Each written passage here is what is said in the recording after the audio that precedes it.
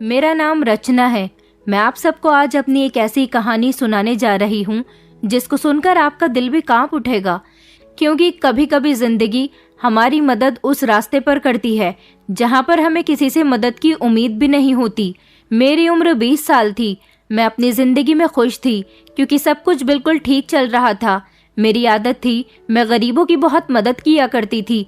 मैं किसी को तकलीफ में नहीं देख सकती थी। न जाने क्यों दूसरों की तकलीफ देखकर मुझे अपनी तकलीफ का अंदाजा बखूबी हो जाता था। शादी से पहले मैं एक स्कूल में जॉब किया करती थी। मेरी मम्मी तो इस दुनिया में नहीं थी। जब मैं 12 साल की थी तब वो मुझे इस दुनिया से छोड़कर जा चुकी थी।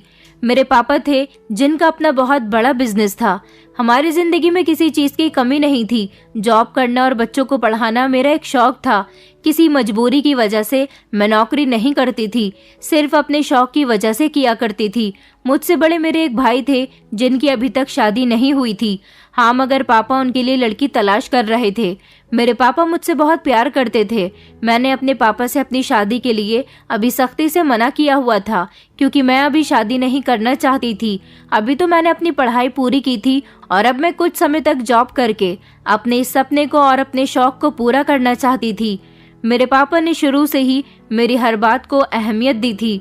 भैया के लिए पापा ने एक अच्छी लड़की की तलाश कर ली थी और इस तरह मेरे भैया की भी शादी हो गई थी। भाभी के घर में आ जाने से मैं बहुत ज्यादा खुश हुई थी। मुझे लगता था कि मुझे एक साथी मिल जाएगी, मगर भाभी तो अपनी ही दुनिया में मगन रहती थी।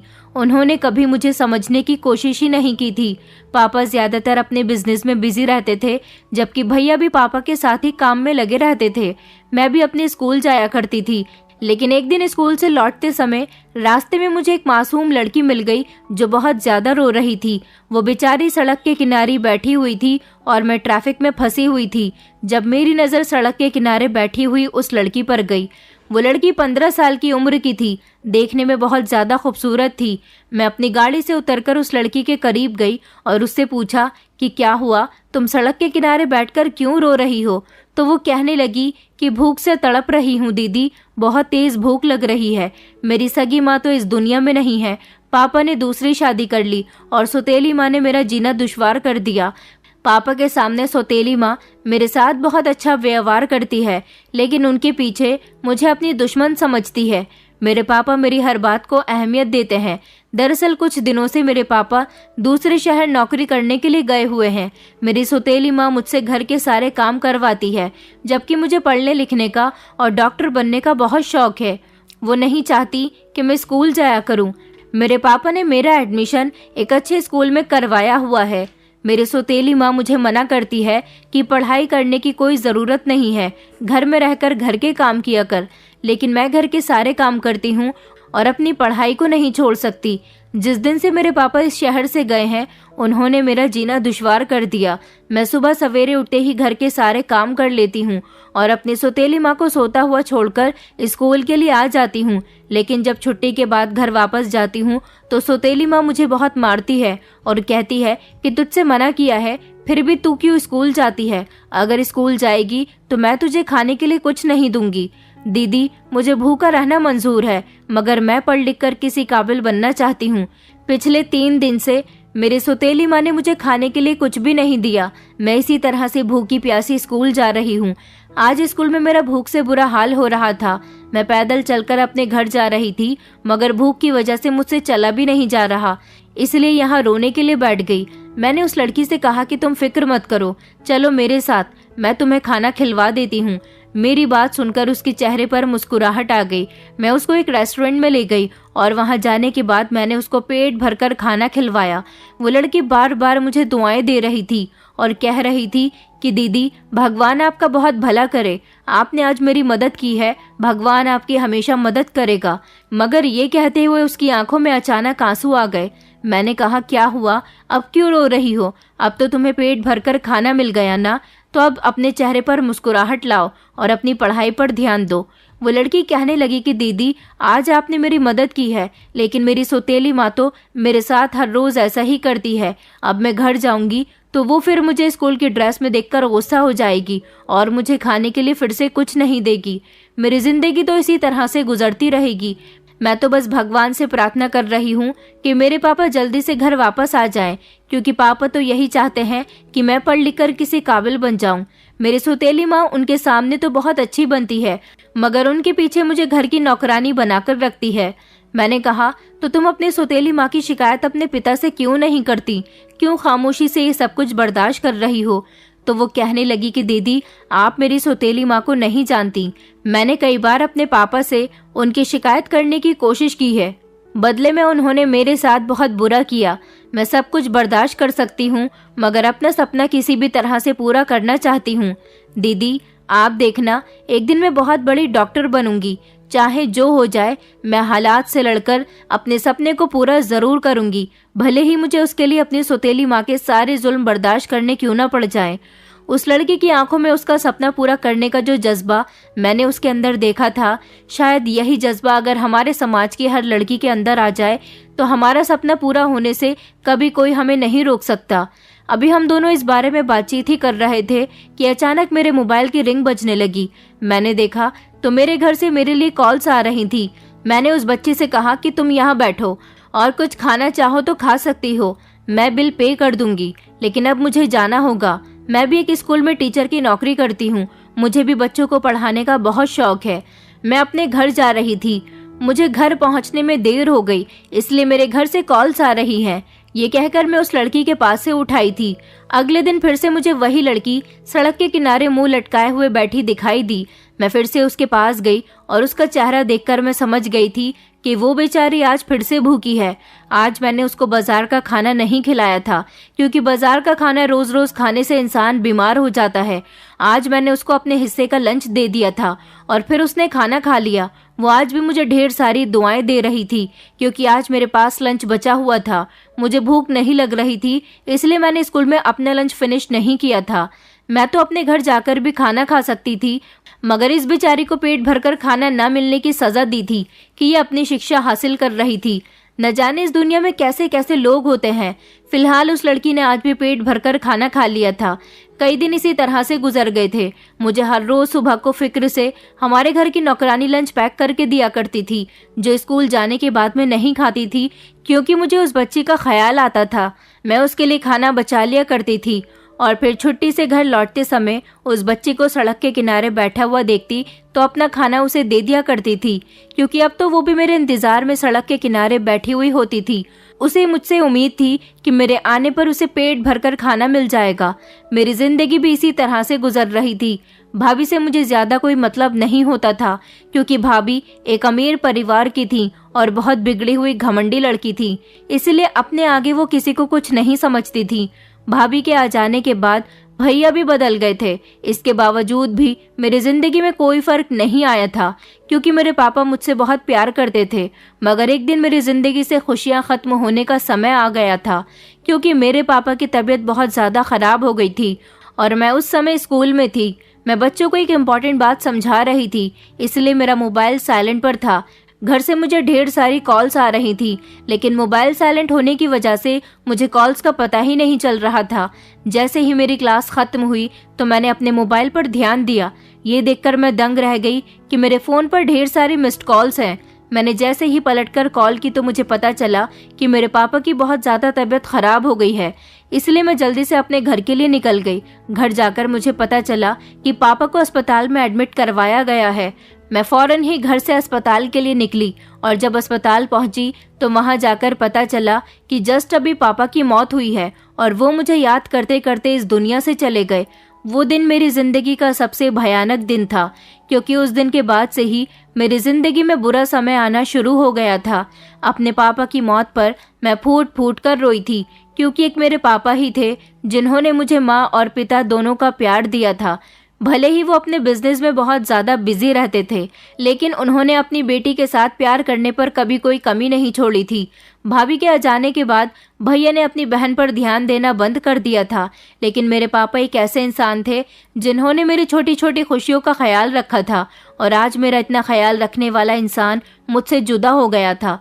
अपने पापा की मौत का सदमा मुझे काफी दिनों तक रहा था, जिसकी वजह से मैंने स्कूल जाना भी छोड़ दिया था और अब मैं ज्यादातर घर में ही रहती थी। मेरे चेहरे से हंसी तो बिल्कुल ही खत्म हो गई थी, क्योंकि मेरे पापा की मौत का सदमा डायरेक्ट मेरे दिल को जाकर लगा था। मैं हर रोज अपने पापा को याद करके रोती रहती थी। भाभी जब ये बात देखती कि मैं घर में सारा दिन अपने कमरे में बंद रहती हूँ, तो उन्होंने अपनी दोस्तों को घर में बुलाना शुरू कर दिया, क्योंकि अब उनको रोक टोक करने वाला कोई भी नहीं बचा था। पापा की मौत के कुछ दिनों बाद भैया ने दोबारा से ऑफिस जाना शुरू कर दिया था और मैं पापा के सदमे को दिल से लगाए बैठी कमरे में बंद रहती थी। भाभी से कोई कुछ कहने वाला भी नहीं था। भाभी अपनी फ्रेंड्स को घर तो बुलाती ही थी, साथ ही साथ खूब पार्टियां भी करती थी। एक दिन मैं अपने कमरे में थी जब मुझे तेज गानों की आवाज आ रही थी, और ये आवाज तो हमारे घर से ही आ रही थी। मैं अपने कमरे से बाहर निकली तो देखा कि भाभी अपने फ्रेंड्स के साथ हॉल में गाने बजाकर डांस कर रही थी। मैं फौरन ही उन लोगों के पास गई और मैंने जोर से म्यूजिक सिस्टम पर हाथ दे मारा था, जिसकी वजह से वो बंद हो गया। मैंने भाभी से कहा, भाभी आपको शर्म नहीं आती? अभी पापा की मौत को हुए ही कितने दिन हैं और आप यहाँ अपने दोस्तों को बुलाकर नाच गाना कर रही हो। मेरी भाभी कहने लगी, तो क्या तुम्हारी तरह तुम्हारे बाप की मौत का सदमा दिल को लगाए रहूं? वो तुम्हारा बाप था, मेरा बाप नहीं था। मैंने भाभी से कहा कि आप ये कैसी बातें कर रही हो?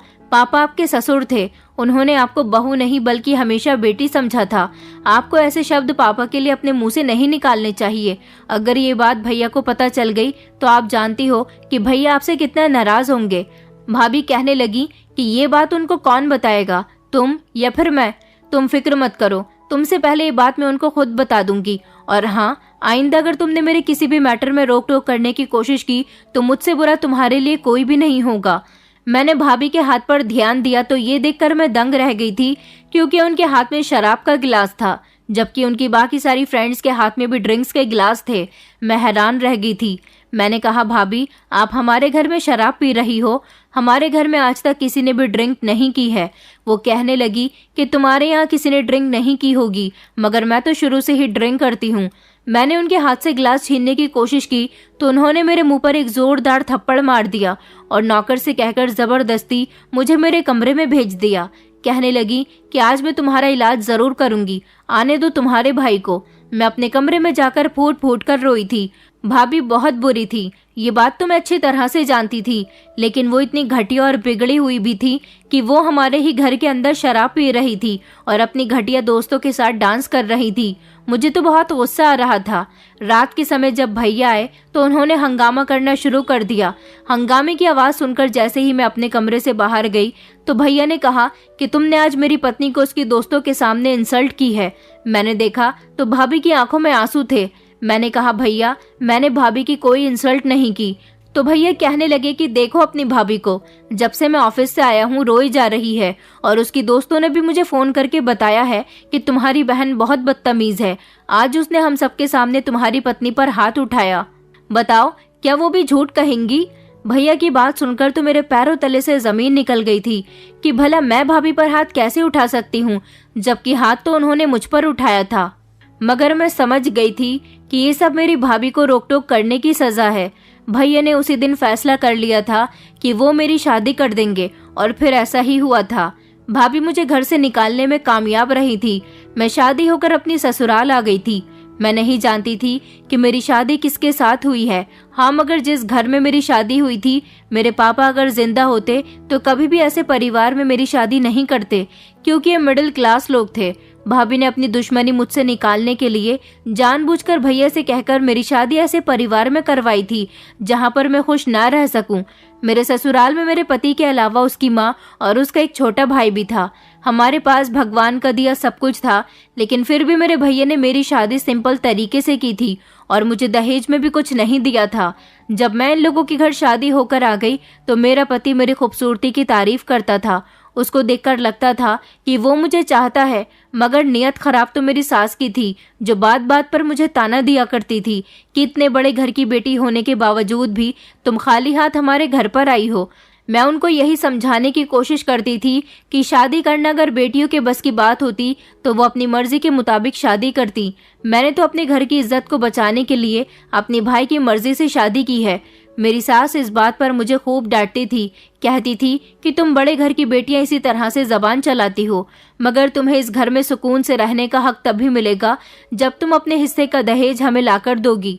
मैंने अपनी सास से कहा कि मैं आपकी बात का कोई मतलब नहीं समझ पाई, तो वो कहने लगी कि तुम जानती हो कि हम गरीब लोग हैं, मेरे दोनों ही बेटे मजदूरी करते हैं। मैं तो अपने बेटे के लिए तुम्हें इस घर में बहू बनाकर इसीलिए लेकर आई थी ताकि तुम्हारे आने से ढेर सारा दहेज आएगा और तुम्हारे घर वाले दहेज में कुछ रकम भी देंगे, जिससे मेरा बेटा अपना कारोबार शुरू कर सकेगा। मगर तुम तो यहाँ खाली हाथ ही आ गई। अब भला बताओ हमारे घर का गुजारा कैसे चलेगा?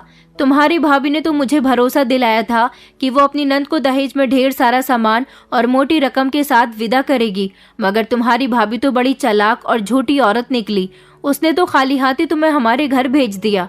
मैं चाहती हूँ कि तुम अपने मायके जाओ और वहाँ जाने के बाद अपने भाई से कहो कि तुम्हारे हिस्से का दहेज तुम्हें दे दे। मैंने कहा, आप ये किस तरह की बातें कर रही हैं? मैं इतनी गिरी हुई नहीं हूँ कि मैं उन लोगों के पास जाकर उनसे अपने दहेज के पैसे मांगूंगी। बस मैं जिस तरह से यहाँ आ गई हूँ वही बहुत है।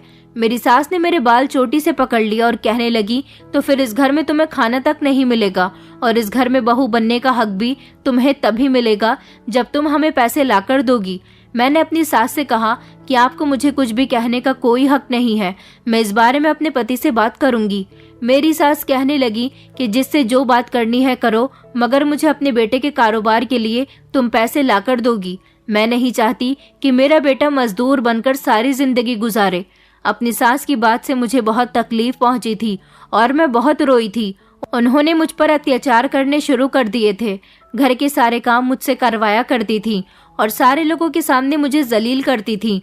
मोहल्ले की कोई औरत अगर उनके पास आकर बैठ जाती और कहती कि तुम बहुत भाग्यशाली हो, इतने अमीर घर की बहू तुम्हें मिली है, कितनी सुंदर है और पढ़ी लिखी भी है, तो वो इस बात पर कहती कि इसकी सुंदरता पर मत जाओ, भले ही ये अमीर घर की है, मगर दहेज में इसके भाई ने इसके अलावा हमें कुछ भी नहीं दिया। जबकि मैंने अपना इतना हट्टा कट्टा बेटा इसके हवाले कर दिया, तो इसे बदले में अपने पति की मदद करनी चाहिए। वो अभी भी फैक्ट्री में जाकर मजदूरी करता है। ये चाहे तो अपने भाई से कुछ रकम लाकर हमें दे सकती है ताकि मेरा बेटा अपना कारोबार शुरू कर सके, मगर इसे तो इस बात की तमीज ही नहीं है कि इसका पति परेशान है। मैं अपनी सास की सारी बातें खामोशी से सुनती रहती थी। मुझे अफसोस होता था कि मेरी भाभी ने क्यों मेरे साथ ऐसा किया।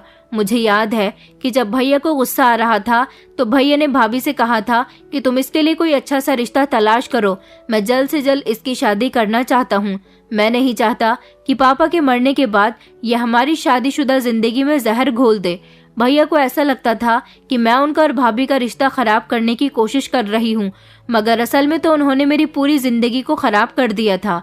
मैं अपने पति को उसकी माँ की बातें बताती तो मेरा पति कहता कि मेरी माँ कुछ गलत नहीं कह रही है। अगर मेरे कारोबार के लिए तुम अपने भाई से थोड़े से पैसे ले लोगी तो इसमें कोई गलत बात नहीं है, ये तुम्हारा हक है। आखिर तुम अपने ही तो पैसे उन लोगों से मांग रही हो, क्योंकि उन्होंने तुम्हें दहेज में भी कुछ नहीं दिया। अपने पति की बात पर मैंने कहा, आखिर तुम कैसी बातें कर रहे हो? मैं अच्छी नहीं लगूंगी वहां पर उनसे पैसे मांगते हुए। वो कहने लगा कि तुम लड़कियों की यही परेशानी होती है। तुमने मेरी मम्मी को नहीं देखा, उन्होंने मेरे पापा के लिए कितने सैक्रिफाइसेस किए हैं, और तुम हो कि अपने भाई से मेरे कारोबार के लिए पैसे नहीं मांग सकती। मेरा पति मुझसे इस बात पर नाराज रहने लगा था। कई साल इसी तरह से गुजर गए थे और फिर मेरी सास ने अपने छोटे बेटे का रिश्ता तय कर दिया था और उन्होंने मेरे देवर की शादी भी अमीर परिवार में तय की थी। लड़की वालों को मेरी सास ने यही बताया था कि उनकी बड़ी बहू भी बहुत अमीर परिवार की है। उन्होंने जबरदस्ती उन लोगों से बड़ाइयां मारी थी, जबकि मेरा देवर भी इस लड़की को बहुत पसंद करता था। मेरे देवर का रिश्ता पक्का हो चुका था। मेरी सास को इस बात का बहुत घमंड था कि आने वाली बहू ढेर सारा दहेज लेकर आएगी। मेरी सास मुझे दिन रात ताने मारती रहती थी, जबकि मेरा पति भी मुझसे कोई बात नहीं करता था और वो मुझसे दूर दूर रहता था। इस घर में मेरी हैसियत किसी नौकरानी की तरह थी। मैं हमेशा अपनी किस्मत पर रोती रहती थी। फिर एक दिन मैं तंग आकर अपने भैया के पास अपने पति के कारोबार के लिए पैसे मांगने चली गई। मैं वहां गई तो भाभी का बिहेवियर मेरे साथ बिल्कुल भी अच्छा नहीं था, लेकिन फिर मैंने भाभी को इग्नोर किया और भैया से बात करने की कोशिश की। जब मैंने भैया को पूरी बात बताई तो मेरे भैया कहने लगे कि माफ करना, मैं तुम्हें पैसे नहीं दे सकता क्योंकि तुम्हारी सास एक घटिया औरत है।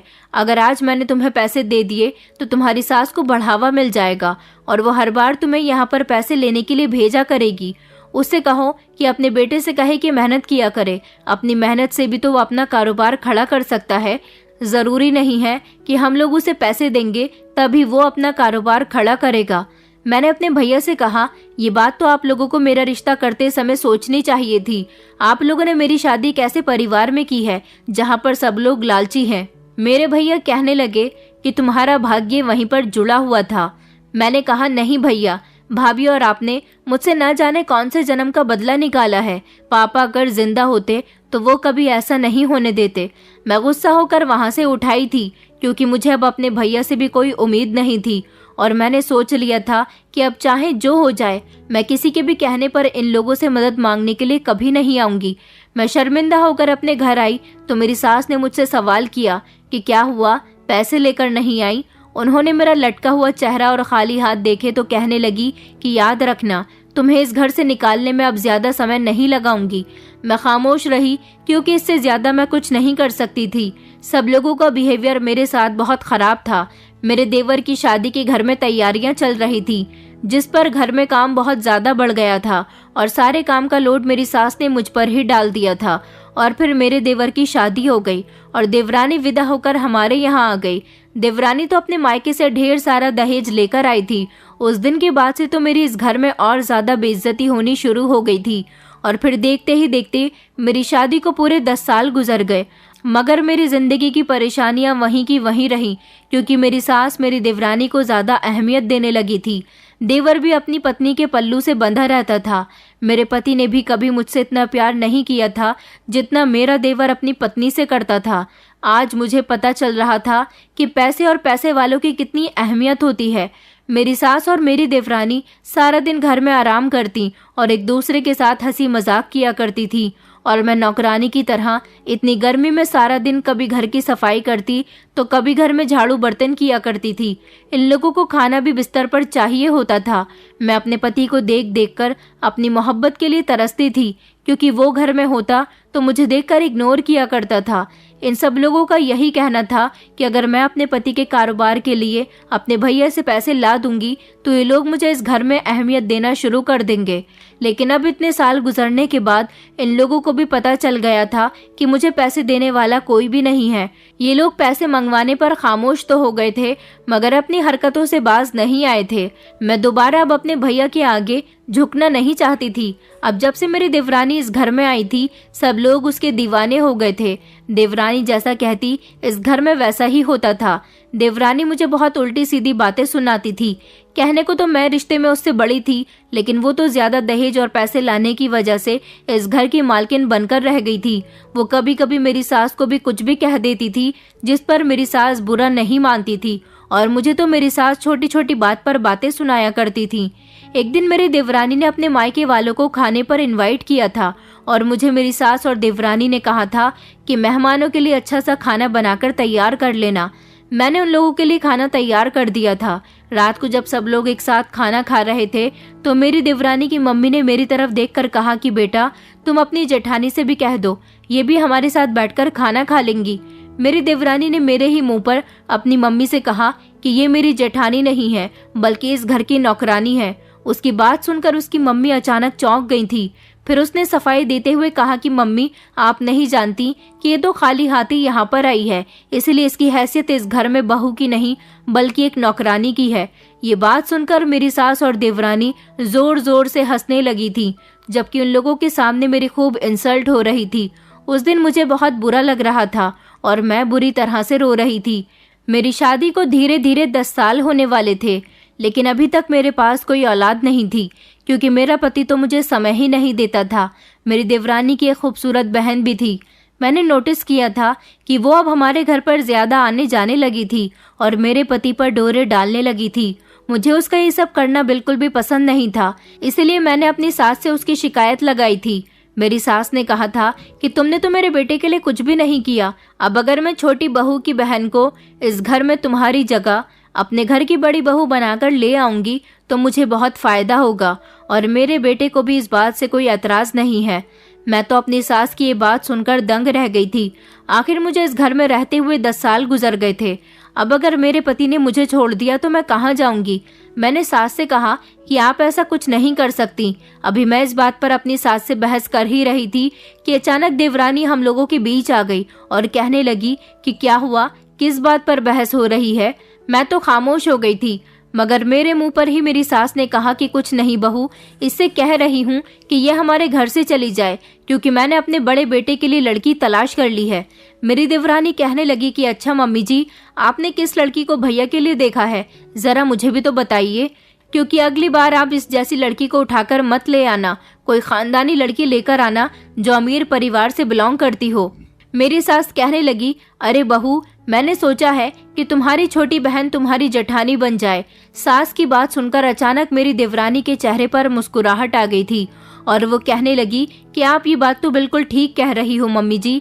इस तरह तो हम दोनों बहनें मिलकर इस घर पर राज करेंगे और आप फिक्र न करें। मैं अपने पापा से कहकर इन दोनों के रिश्ते की बात करती हूँ और मेरे पापा ने जिस तरह मेरे पति को बिजनेस करवाया है, इसी तरह मेरे जेठ जी को भी कोई बिजनेस करवा देंगे।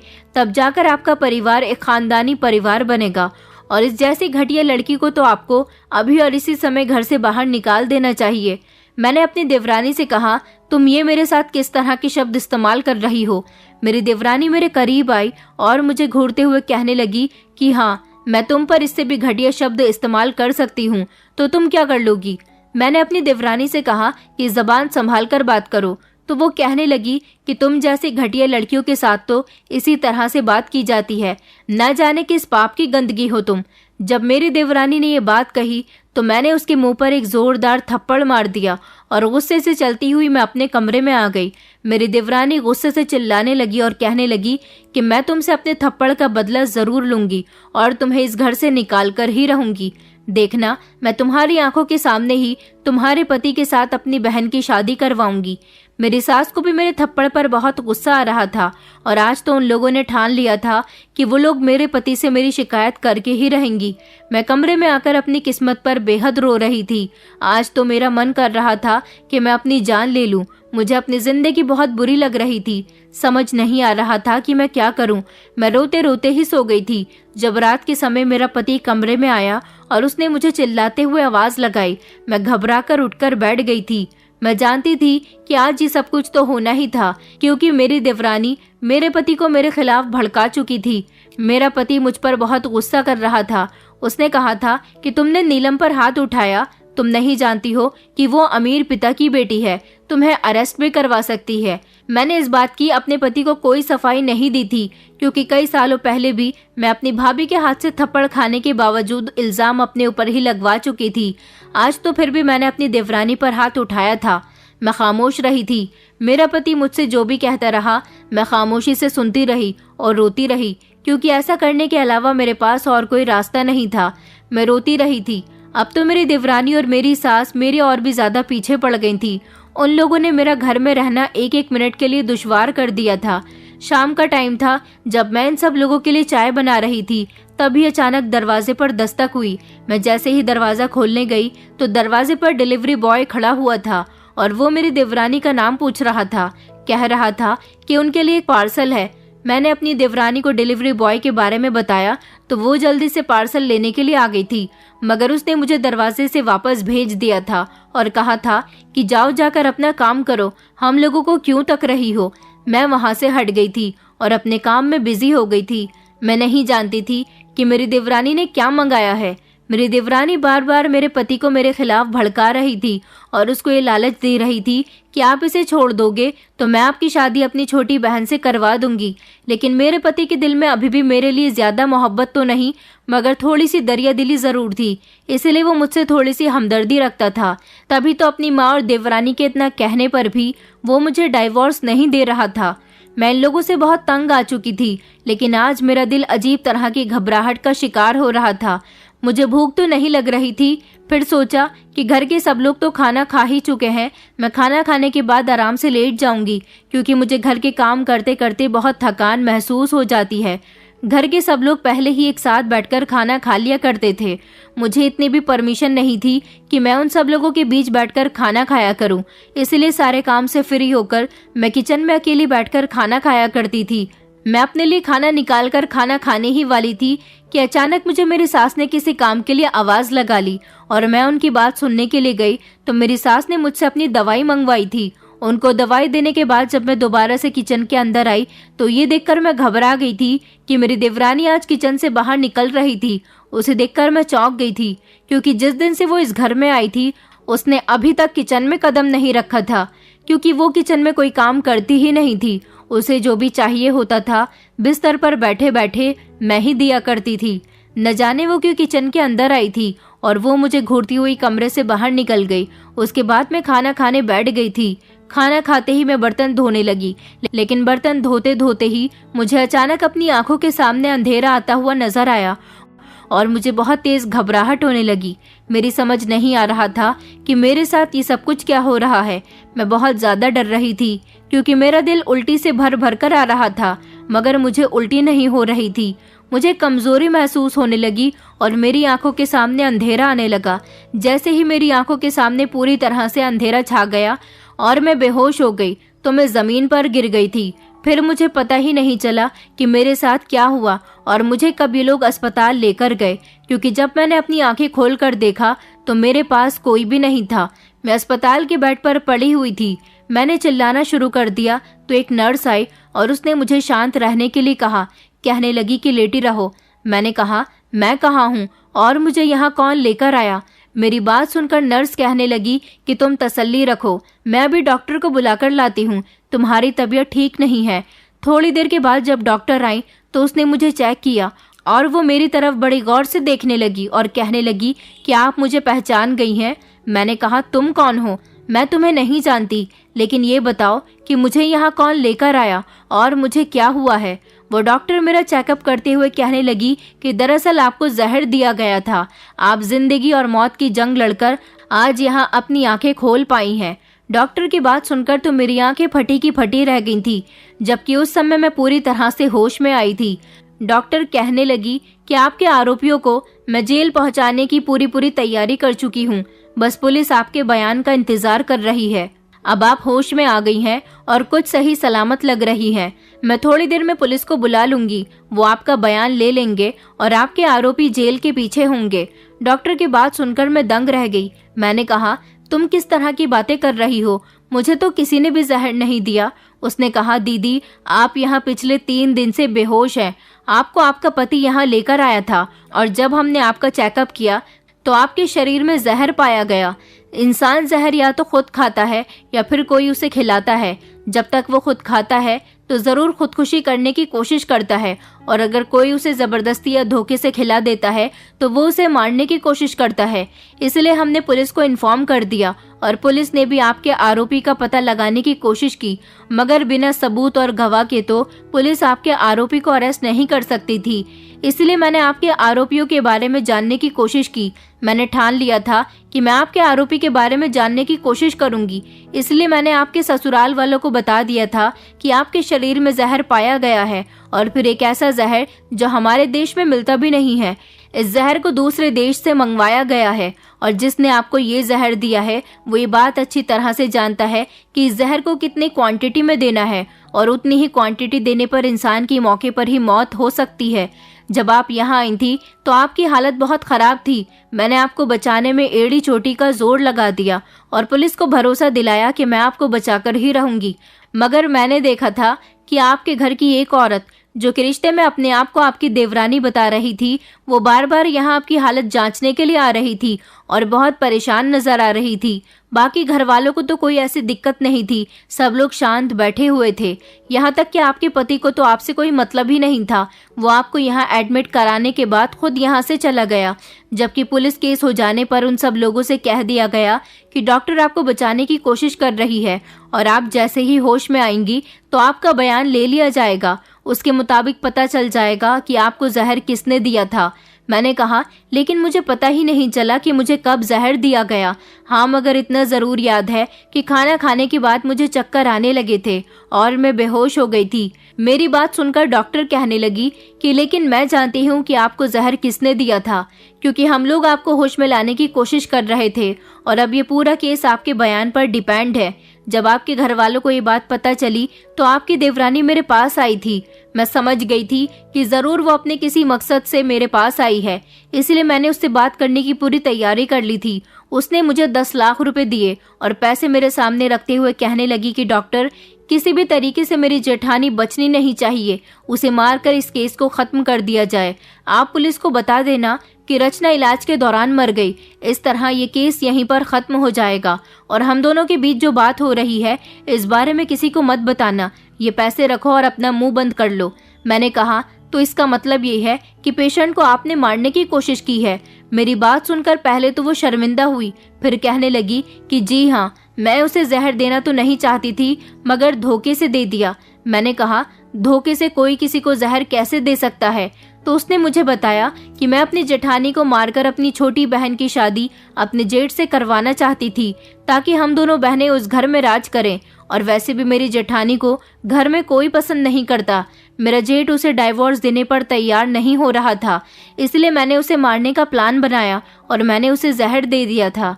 उसकी पूरी बात पर मैंने उससे कहा था कि आप फिक्र न करें, आपकी जेठानी इस दुनिया से जल्दी ही चली जाएगी और ये केस क्लोज हो जाएगा। उसको तो मैंने तसल्ली दे दी थी, मगर उसे फंसाने की मैं पूरी तैयारी कर चुकी थी, क्योंकि मैंने अपने फ़ोन का रिकॉर्डर ऑन कर लिया था और हम दोनों की बातचीत मोबाइल में रिकॉर्ड हो गई।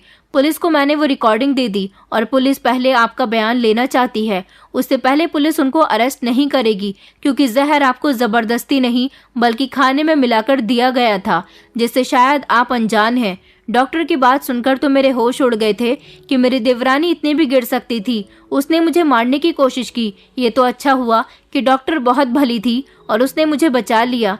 फिर मैंने अपने दिमाग पर जोर डाला और मुझे याद आया कि इसका मतलब उस दिन मेरी देवरानी मेरे खाने में जहर मिलाने के लिए किचन में गई थी। मैंने डॉक्टर से हाथ जोड़कर कहा कि तुम्हारा बहुत बहुत शुक्रिया, वरना मुझे पता भी नहीं चल पाता और ये लोग मुझे इस दुनिया से भेज देते। इस दुनिया में कितने घटिया लोग रहते हैं कि अपने फायदे के लिए दूसरों की जान लेने पर भी उतर आते हैं। मैं बार बार उसका शुक्रिया अदा कर रही थी। डॉक्टर कहने लगी कि आप बार बार मुझसे शुक्रिया मत कहिए, क्योंकि मैंने आपके किए हुए एहसान का बदला लिया है। उसकी बात सुनकर अचानक मैं चौंक गई। मैंने कहा, आपका क्या मतलब डॉक्टर? तो वो कहने लगी, आपने मुझे नहीं पहचाना, मगर आपको मैं पहली नज़र में देखते ही पहचान गई थी। जब आपका पति आपको यहाँ लेकर आया था, आपको याद नहीं कि पिछले 10 साल पहले आपने एक लड़की को सड़क पर खाना दिया था? वो लड़की जो अपनी सौतेली माँ से तंग आकर सड़क पर भूखी बैठकर रोया करती थी, जिसको आप अपनी नौकरी से आते समय अपना लंच बॉक्स दे दिया करती थी। वो लड़की कोई और नहीं बल्कि मैं हूँ, और मैंने आपसे कहा था ना कि मैं एक दिन जरूर डॉक्टर बनूंगी। और देखिए, आज पूरे 10 साल बाद मैं एक कामयाब डॉक्टर बन गई हूँ। आप मुझे खाना खिलाया करती थी, फिर एक दिन अचानक आप कहीं गायब हो गई। कई दिन तक मैं भूख से तड़पती रही, मगर फिर मैंने फैसला कर लिया था कि मैं अपना घर छोड़ दूंगी, क्योंकि मेरे पिता की दूसरे शहर में मौत हो गई और मैं अच्छी तरह से जानती थी कि मेरे पिता के अलावा मेरा इस दुनिया में कोई भी नहीं है। सौतेली माँ तो मुझे पिता की जीते जी ही नहीं समझती, उनके मरने के बाद मेरा क्या हाल करेगी। इसलिए मैं अपना घर छोड़कर भाग आई थी और मेरा टकराव एक ऐसे इंसान से हुआ जिसने मेरी पूरी जिंदगी को बदल कर रख दिया। दरअसल जब मैं घर से रोते हुए निकली थी, तब मेरा एक्सीडेंट एक गाड़ी से हो गया था और मेरे काफी गहरी चोट आई थी। वो एक ऐसे कपल की गाड़ी थी जिनके पास कोई औलाद नहीं थी। मेरे बहुत चोट आई, जिस वजह से उन्होंने मेरा इलाज करवाया। काफी दिनों तक मैं अस्पताल में रही थी। जब मैं होश में आई तो उन लोगों ने मुझे बताया कि उनकी वजह से मेरा एक्सीडेंट हो गया था। उन लोगों ने मुझसे माफ़ी मांगी और मुझसे कहने लगे कि तुम कहाँ से हो, हम तुम्हें तुम्हारे घर छोड़ आते हैं। मैंने उन्हें अपनी पूरी कहानी बताई तो उन लोगों की आंखों में आंसू आ गए और उन्होंने कहा कि अब हम तुम्हें तुम्हारी सौतेली माँ के हवाले नहीं करेंगे, बल्कि हम तुम्हारी परवरिश करेंगे। इस तरह से उन लोगों ने मेरी परवरिश की और मुझे पढ़ा लिखाकर उन्होंने मेरा सपना भी पूरा कर दिया और आज मैं यहाँ आपके सामने मौजूद हूँ। आपको देखकर मैंने सोच लिया था कि अब मैं आपके आरोपियों को सजा दिलवाकर ही रहूंगी और अब मैं पुलिस को बुला रही हूँ। आप पुलिस को सारे बयान दे देना, क्योंकि आपके ससुराल वाले अच्छे लोग नहीं हैं और आपकी देवरानी ने आपको जान से मारने की कोशिश की है। उसकी बात सुनकर मुझे आज इस बात का एहसास हो गया था कि इंसान कभी किसी के साथ अच्छाई करता है तो वो उसे पलटकर जरूर मिलती है, और मेरी मदद आज इस लड़की ने की थी जो अपनी लगन और मेहनत के साथ आज डॉक्टर बनकर मेरी आंखों के सामने खड़ी हुई थी। और उसने मेरा इलाज करके मेरी जान बचाई थी, बल्कि उसने मेरे आरोपियों को भी सजा दिलवाने की पूरी कोशिश की थी। मैंने उससे कहा था कि तुम पुलिस वालों को बुला लो, मैं उन्हें बयान देने के लिए तैयार हूँ। डॉक्टर ने पुलिस वालों को बुला लिया था। पुलिस वालों के पास सबूत तो पहले ही थे। मेरे बयान के बाद ये बात और पक्की हो गई थी कि मुझे मेरी देवरानी ने जहर दिया था। इस तरह मेरी देवरानी को तो पुलिस ने अरेस्ट कर लिया था, लेकिन मैंने अपने ससुराल वालों को भी माफ नहीं किया था। उन लोगों ने भी पूरे 10 साल तक मेरी जिंदगी को नर्क बना दिया था। मैंने अपने साथ हुआ एक अत्याचार पुलिस को बता दिया, जबकि पुलिस ने बाकी लोगों को भी दहेज उत्पीड़न के आरोप में गिरफ्तार कर लिया था। मेरा पति और मेरी सास मुझसे माफी मांग रहे थे, लेकिन मैंने उनमें से किसी को भी माफ नहीं किया था, क्योंकि सारी जिंदगी उन लोगों ने मुझे बहुत परेशान किया। पुलिस ने जब मेरी देवरानी के मुंह से सारी सच्चाई उगलवा ली थी, और मेरी देवरानी ने ये बात भी बता दी थी कि उसने ये जहर विदेश में रहने वाले अपने एक दोस्त से डिलीवर करवाया था, मैं तब समझी थी कि उस दिन वो डिलीवरी बॉय वही जहर लेकर आया था। इस तरह मेरे सारे आरोपियों को सजा मिल गई थी, और आज मैं ये बात जान गई थी कि जो लोग दूसरों के साथ बुरा करते हैं उनके साथ भी एक न एक दिन बुरा जरूर होता है, और जो लोग दूसरों के साथ अच्छाई करते हैं उनको भी उनकी अच्छाई का सिला जरूर मिलता है। जैसे मुझे मेरी अच्छाई का सिला डॉक्टर के रूप में मिल गया था। डॉक्टर की तो मैं आज भी बहुत शुक्रगुजार थी। अस्पताल से डिस्चार्ज होने के बाद कुछ दिन तक तो मैं डॉक्टर के साथ उसके घर पर रही थी, क्योंकि वो मुझे अपने साथ ले गई थी। लेकिन कुछ दिनों के बाद मैंने अपने लिए एक रेंट का घर लिया था। फिर एक दिन मेरी मुलाकात मेरे पापा के पुराने दोस्त, जो मेरे पापा के फैमिली लॉयर भी हुआ करते थे, उनसे हो गई। वो मुझे देखते ही पहचान गए थे और कहने लगे कि बेटी, मैं तुम्हें न जाने कब से तलाश कर रहा हूँ, तुम मुझे आज इतने सालों के बाद मिली हो। उन्होंने मुझे एक ऐसी खबर सुनाई जिसे सुनकर मेरे होश उड़ गए थे। वो मुझे अपने साथ अपने ऑफिस ले गए, और वहां जाने के बाद उन्होंने मुझे जायदाद के वो पेपर्स दिए जो मेरे पापा ने मरने से पहले मेरे नाम कर दिए थे। मरने से पहले मेरे पापा ने अपनी आधी प्रॉपर्टी भैया के नाम और आधी प्रॉपर्टी मेरे नाम कर दी थी। भैया ये बात अच्छी तरह से जानते थे, इसलिए उन्होंने भाभी के साथ मिलकर जल्दबाजी में मेरी शादी कर दी थी, और ऐसे परिवार में की थी जहां जाने के बाद मुझे किसी बात की सच्चाई का पता न चले और मैं अपनी ही दुनिया में बिजी हो जाऊं। मगर लॉयर अंकल ने अपनी दोस्ती पापा के साथ इतनी गहरी निभाई थी कि उन्होंने भैया को मेरी जायदाद के हिस्से के पेपर्स नहीं दिए। उनका यही कहना था कि वो मेरे ही हाथ में मेरी जायदाद के पेपर्स थमाएंगे। आज मेरा टकराव लॉयर अंकल से हुआ था तो उन्होंने मेरी अमानत मुझे वापस कर दी थी, और पापा की दी हुई ये प्रॉपर्टी मेरे अकेलेपन में बहुत काम आई थी। अब मैं किसी के सहारे अपनी जिंदगी नहीं गुजार रही हूँ, बल्कि मैंने अपने पापा की दी हुई प्रॉपर्टी से नया स्कूल बनवाया है, और अब मैं अपनी जिंदगी अपने हिसाब से गुजार रही हूँ। अब मैं किसी पर डिपेंड नहीं हूँ, और ना ही अब मैं दोबारा शादी करना चाहती हूँ, क्योंकि मैं जान गई हूँ कि ससुराल वाले भी भाग्य से मिलते हैं। अब मैं अच्छा कमाती हूँ और अपनी जिंदगी अपने हिसाब से जी रही हूँ। दोस्तों, उम्मीद करती हूँ आपको हमारी कहानी पसंद आई होगी। कहानी पसंद आई है तो वीडियो को लाइक करें, चैनल पर नए हैं तो चैनल को सब्सक्राइब करें, और हाँ, नोटिफिकेशन बेल को जरूर दबाएं ताकि अगली अपडेट सबसे पहले आपको मिले।